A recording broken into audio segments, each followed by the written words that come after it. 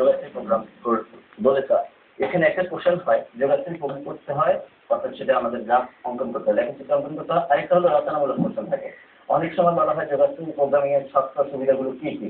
রচনামূলক question এবং number হলো 5। তুমি যদি বাংলার মতো সেই রচনা লিখতে শুরু করো 10 নম্বর 20 নম্বরের জন্য 5-6 পৃষ্ঠা, তাহলে তো তোমাকে চিন্তা করতে হবে আসলে এই 5 নম্বরের জন্য তুমি কতটুকু করবা। যদি তোমার শর্ত সুবিধা বলে তুমি 10টা সুবিধা উল্লেখ করে দাও, তোমার আধা নম্বর করে আসতেছে, আধ নম্বর করে।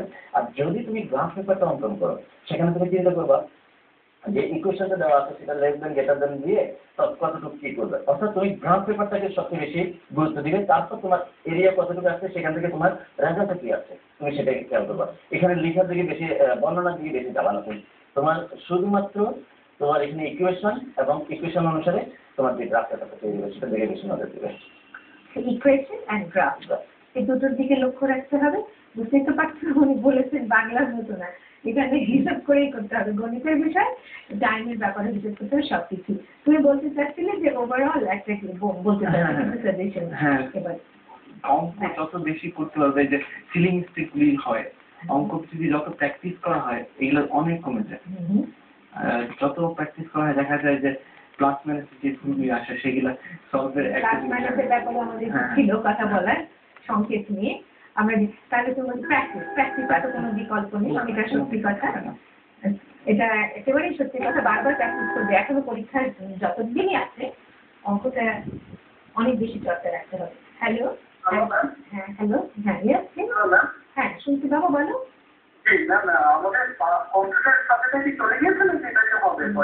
So sorry my dear, actually computer আমাদের এবার না সময়টা একটু কমে গেছে বলে আমরা এখন করতে পারিনি। তবে তোমার যদি কোনো কিছু জিজ্ঞাসা থাকে, জানার থাকে, তুমি আমাদের এখানে যোগাযোগ করো, আমরা চেষ্টা করবো তোমাকে স্যাটিসফাই করতে। কেমন? আমরা এখন এটা পারিনি, সময় করে উঠতে পারিনি। So sorry. ছোটখাটো ভুল বলেছে যেটা বলবো, আসলে কথা হলো গণিতে যখন আমি একটা অঙ্ক পাই, যখন আমার খুব কনফিডেন্স চলে আসে, তখন কিছু অনেক দ্রুত অঙ্কটা শেষ করতে চেষ্টা করে, তখন দেখা যাচ্ছে সেই প্লাস মাইনাস অর্থাৎ ভাগ গুণ এগুলো ভুল করে চলে ভুল করে। আমার একটা সাজেশন থাকবে, স্টুডেন্ট যখন অঙ্কটা করবে তার পূর্ববর্তী লাইনটা সে কি করে এসেছে সেটা থেকে একটু খেয়াল রেখে কাজ করেছে। আমরা আর বাদ দিয়েছেন আমাদের বিচ্ছিন্ন গণিত নিয়ে আমরা কতগুলো ক্যালকুলেটটা বাদ রাখি, জানি একটু ক্যালকুলেট করবেন টাইমটা, তারপরে একটু প্লিজ ছাত্রদের কিছু সমস্যা হয়। প্রথম সমস্যাটা হলো তারা মূল নিয়মে যে অন্তরীকরণ আছে সেটা করে, কিন্তু তারা ডিফারেন্সিয়েশন অঙ্কগুলোর উপর জোর কম দেয়। কিন্তু যখন সে ডিফারেন্সিয়েশনের উপর জোর কম দেয় তখন দেখা যাচ্ছে ডিফারেন্সিয়াল রিলেটেড যে পরবর্তী চ্যাপ্টারগুলো আছে এগুলোতে একটা খারাপ করার সম্ভাবনা থেকে যায়। তো আমরা বলবো তুমি মূল নিয়মের অঙ্কগুলো ভালো করে করো, তবে ডিভাইড/ডিএক্স এর অঙ্কগুলো দেখে যাবে, কারণ তোমাকে ইন্টিগ্রেশন করতে হলে ডিভাইড/ডিএক্স এর অঙ্কগুলো করতে হবে।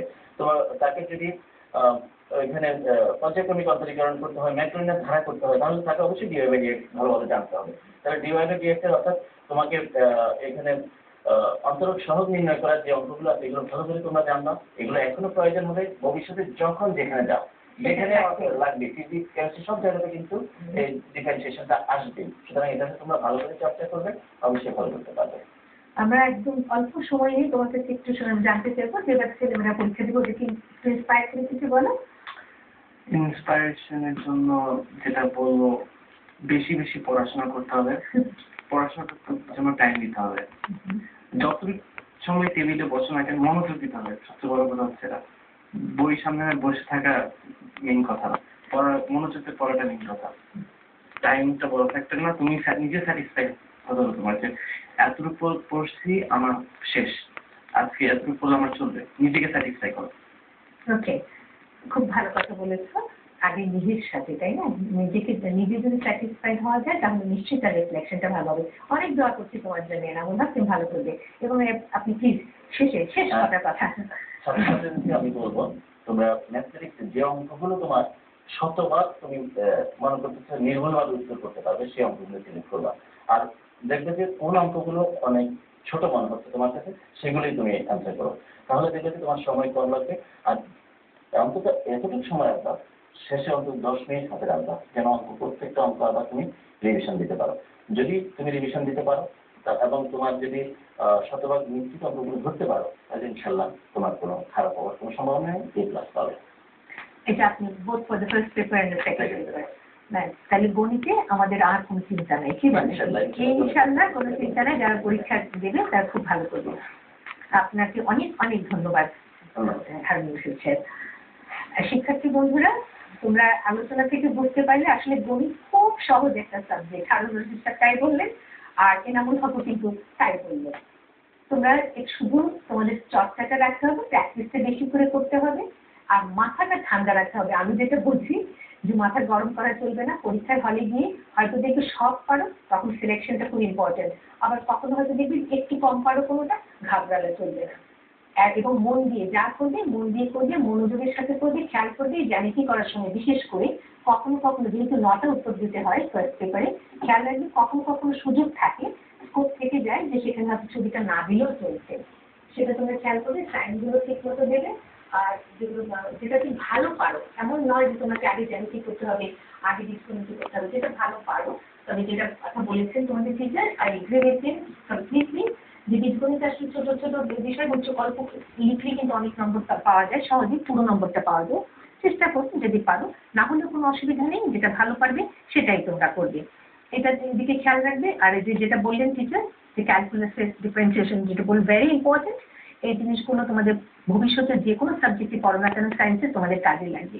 তোমরা আশা করছি ভালো করবে, ভালো থাকবে। আবারও বলছি, মাথাটা ঠান্ডা রাখবে। যদি কোনো কিছু সমস্যা দেখো, ঘাবড়ালে চলবে না, বলছি ফেস করতে হবে। আর কোনো বিপদ আসলেও কিন্তু, যে কোনো বিপদ জীবনেও যদি আসে, সাহসের সাথে ধৈর্য ধরতে হবে। নিশ্চয়ই তোমরা সফল কাম হবে, আমাদের প্রচেষ্টাও সফল হবে। তোমরা ভালো থেকো, অনেক ভালো থেকো। আর মনে রেখো, আমাদের আগামীকালের বিষয় হচ্ছে অ্যাকাউন্টিং, বিকেল 3টা 5 মিনিটে। Wish you good lakh.